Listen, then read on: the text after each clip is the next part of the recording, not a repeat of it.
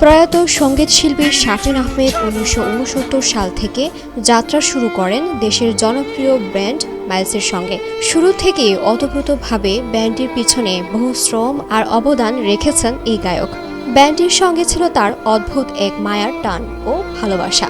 তবে কি অভিমানে মাইলস থেকে সরে গিয়েছিলেন এই জনপ্রিয় গায়ক?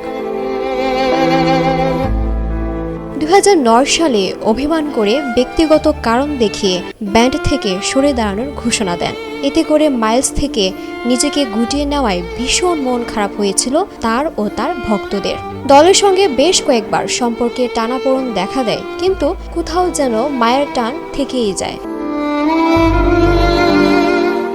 মায়ের টানে আবারও ২০১৩ সালে ফিরে আসেন প্রিয় ব্যান্ড মাইলসে। কয়েক বছর কাজ করার পরে বেশি দিন থাকতে পারেনি। আবারও ২০১৭ সালে অক্টোবরে বিভিন্ন অনিয়মের অভিযোগ তুলে পুনরায় মাইলস ছেড়ে চলে যান। সবশেষ ২০২১ সালের নভেম্বরে মাইলস ছেড়ে একেবারেই বেরিয়ে আসেন তিনি।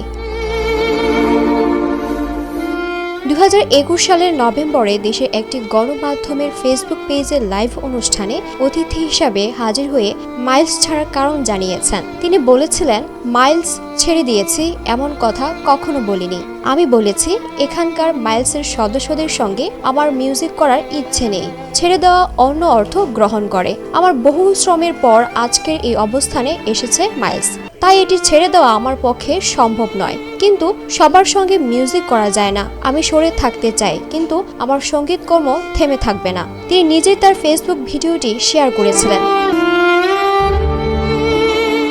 তিনি আরও বলেছিলেন, মাইলসের সুনাম ও ব্যান্ড বেলু আমার তৈরি।